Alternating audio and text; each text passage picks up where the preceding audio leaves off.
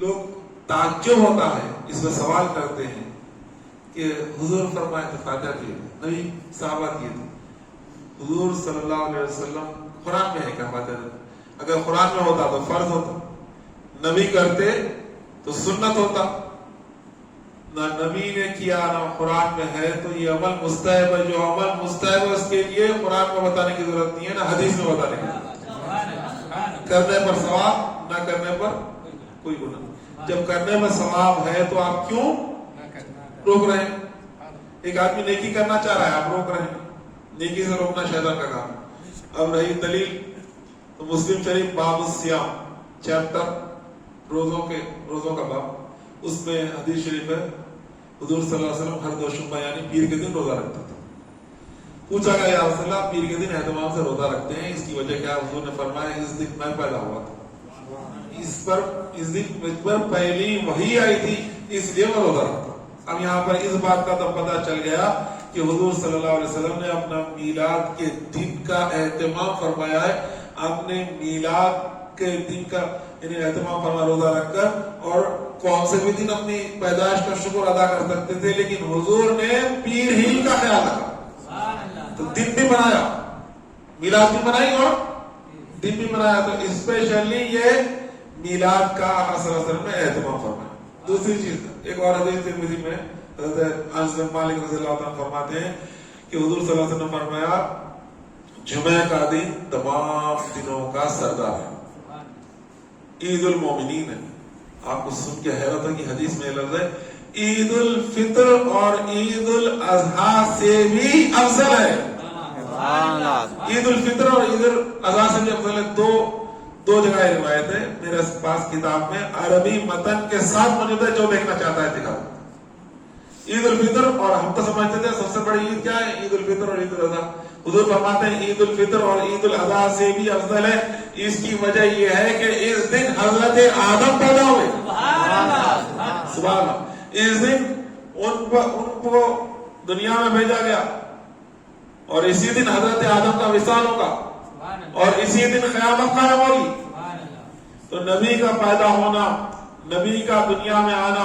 نبی کا دنیا سے جانا، یہ تینوں اہمیت یہاں میں جمعے کو فضیلت ہے۔ چوتھی بات یہ بیان کی گئی کہ اس جمعے کے دن، پانچویں بات، ایک ساتھ یعنی ایک وقت ایسا آتا ہے جو عصر اور مغرب کے درمیان ہے، جب بندہ اس وقت جو دعا کرتا ہے وہ دعا قبول ہو جاتی ہے۔ تو نبی کی پیدائش کی وجہ سے جمعے کو عید سے بھی زیادہ فضیلت ملی، بلکہ عید الاعیاد ہم میلاد کو کہتے ہیں۔ حضرت آدم کی پیدائش اور ان کے دنیا میں آنے اور دنیا سے جانے کی وجہ سے جمعے کو اتنی فضیلت ملی کہ وہ عیدوں کی عید ہو گیا، تو نبی کا آقا صلی اللہ علیہ وسلم کی عظمت کا کیا ہوا؟ یہ ایک بات۔ دوسری یہ کہ حضور صلی اللہ علیہ وسلم کی پیدائش کے وقت صحابہ کرام جشن منایا گیا۔ اس وقت عزیزان گرامی حضرت بی بی آمنہ کا حجرہ روشن ہو گیا، دائی حلیمہ کی اٹھنے کا واقعہ بہت سارے۔ اب میں ایک واقعہ، صحابہ کرام تو تھے ہی نہیں تو خوشیاں کہاں سے منا سکتے، لیکن حضور کے گھر والے ضرور خوش ہوئے تھے، فرشتے خوش ہوئے تھے، اللہ تعالیٰ خوش ہوئے، راضی تھی۔ جب حضور صلی اللہ علیہ وسلم مکے کو ہجرت، مدینے کو ہجرت کر رہے تھے، تو یہ خبر مصعب بن عمیر پہلے پہنچ گئے تھے، نقی الاسلام تبلیغ کر دی۔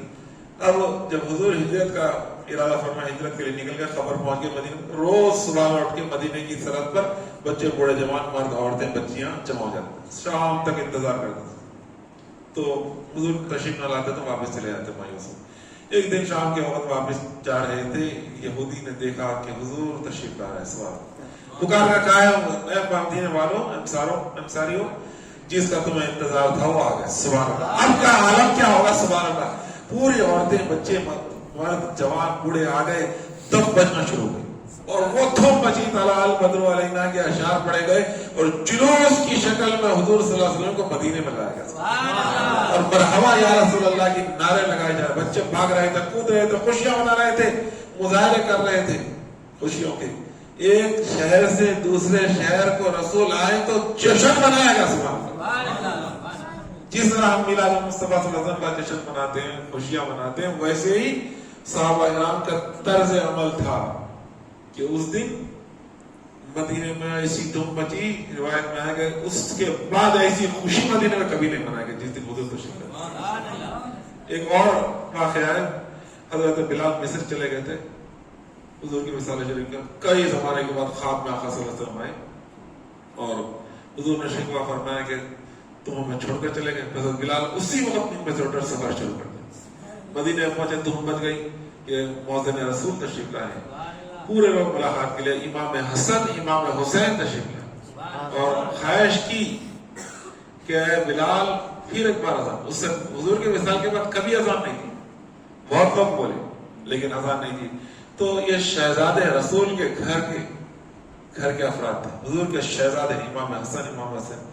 اذان کی خواہش کی، حضرت بلال ان کی بات کو ٹال نہیں سکے، کھڑے ہو گئے اور چبوترے پر مدینے اللہ اکبر کی جب صدا مدینے میں ہوگی تو وہ عالم ہو گیا اللہ کی پر، پورے لوگ بے چین ہو کے باہر نکل گئے۔ وہ حضور کی دور جب حضور اس دنیا میں تشریف فرما تھے اس دور کو یاد کر لیے، بچے بوڑھے بھاگ کر مسجد نبوی میں جمع ہو گئے، سب لوگ جب اشہد ان محمد رسول اللہ پر آئے تو حضرت بلال بے ہوش ہو گئے اور اتنا روئے سب لوگ اس دن کہ ایسا غم اور ایسی یاد کبھی نہیں ہوئی مدینہ پاک میں جیسی اس دن کی اذان پر ہوئی تھی۔ محترم صحابہ کرام تو حضور کے آنے جانے کا اہتمام کر، حضور نے فرمایا میری زندگی بھی تمہارے لیے بہتر ہے ظاہری اور میری موت بھی، کیونکہ جب میں جو ہے تمہارے درمیان میں ہوں تمہارے تمام معاملات میں دیکھ رہا ہوں، دوسرے میرے جانے کے بعد تمہارے اعمال میں پر پیش ہوں گے، اچھا عمل دیکھوں گا تو اللہ کا شکر ادا کروں گا، برا عمل دیکھوں گا تو اللہ کی بات میں تمہارے گناہوں کے لیے میں استغفار کروں گا،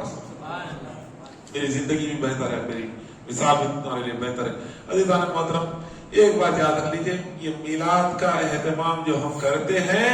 وہ رسول اللہ صلی اللہ علیہ وسلم کی محبت کی وجہ سے کرتے ہیں، یہ فرض تو نہیں ہے لیکن اس کا کرنا محبت رسول کی دلیل ہے۔ زبردستی ہم اس کو واجب اور فرض بتا نہیں سکتے کیونکہ قرآن اور سنت سے تمام چیزیں واضح ہیں، لیکن اس کی مخالفت کرنے کا کوئی جواز ہی نہیں ہے سوائے نبی کے بغض کے علاوہ۔ جس کے دل میں نبی کا بغض ہوگا اس سے وہ مخالفت کرے گا۔ عزیزان محترم یادیں منانا اسلام میں کوئی ممنوع نہیں، ہر چیز کی یاد منائی جاتی ہے۔ عزیزان محترم تو بہرحال جو حضور صلی اللہ علیہ وسلم کی محبت میں ان کی ولادت کا اہتمام کرے گا اس پر اللہ کی نوازشیں رحمتیں اور برکتیں ہوں گی۔ میں نے حدیث سنا دی آپ کے سامنے مسلم شریف کی اور بے شمار دلائل وقت کی اجازت نہیں دیتا، صحابہ کرام نے مجلس میلاد منعقد کی، حضور صلی اللہ علیہ وسلم کی آمد کا تذکرہ کیا، حضور صلی اللہ علیہ وسلم کے اوصاف حمیدہ دیگر قرآن پہلے گزرنے والے انبیاء کا بھی ذکر فرمایا، یہ تمام چیزیں موجود ہیں۔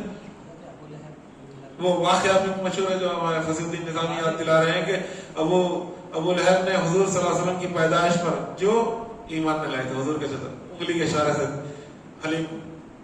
سویبہ باندی کو آزاد کر دیا تھا، مرنے کے بعد اس کی وہ انگلی سے پانی جاری ہوا، دوزخ میں داخل ہوا، خواب میں حضرت عباس کو بیان کرا، تم سے جدا ہونے کے بعد بخاری کی روایت ہے ایک لمحہ بھی چین کا نہیں گزرا، سخت عذاب میں گرفتار ہوں، دو شبے کے دن میری انگلی سے ٹھنڈا پانی نکلتا ہے، پی لیتا ہوں، میرا عذاب رک جاتا ہے۔ اللہ نے بھی کون سے بھی دن یہ اللہ تعالیٰ اس کے یہ عمل کا اجر اس کو دوزخ میں دے سکتا تھا، لیکن اللہ نے بھی پیر کا اہتمام فرمایا، پیر کے دن ہی عذاب رکا، منگل کو رک سکتا تھا، چار شبے کو رک سکتا تھا۔ دوسری چیز حضرت مولانا مفتی خلیل احمد صاحب قبلہ دامت برکاتہ اللہ ایک بہترین نقطہ میرے سامنے ایک مرتبہ بیان فرمائے تھے، وہ یاد رہ گیا ہے، تاریخ ساز جملہ انہوں نے فرمایا کہ دوزخ اللہ کے عذاب کے لیے اور جنت اللہ کی رحمت ہے، دوزخ میں اللہ کی رحمت نہیں، لیکن میلاد محمد مصطفیٰ صلی اللہ علیہ وسلم کا اہتمام نبی سمجھ کر نہیں بلکہ اپنے رشتے کے ناطے کی بنیاد پہ جس نے کیا وہ کافر بھی عذاب میں اس کی تخفیف کی گئی، جنت میں پینے کے لیے پیپ اور خون سڑاوا دیا جاتا ہے لیکن اس کو ٹھنڈا پانی دیا گیا، اس سے بڑی اور کیا دلیل ہو سکتی ہے۔ بہرحال میلاد مصطفیٰ صلی اللہ علیہ وسلم منانا یہ خوش نصیبی کی بات ہے، اللہ سے دعا ہے کہ تمام کو اس کو عمل کرنے کی توفیق دے۔ اور میں پھر ایک بار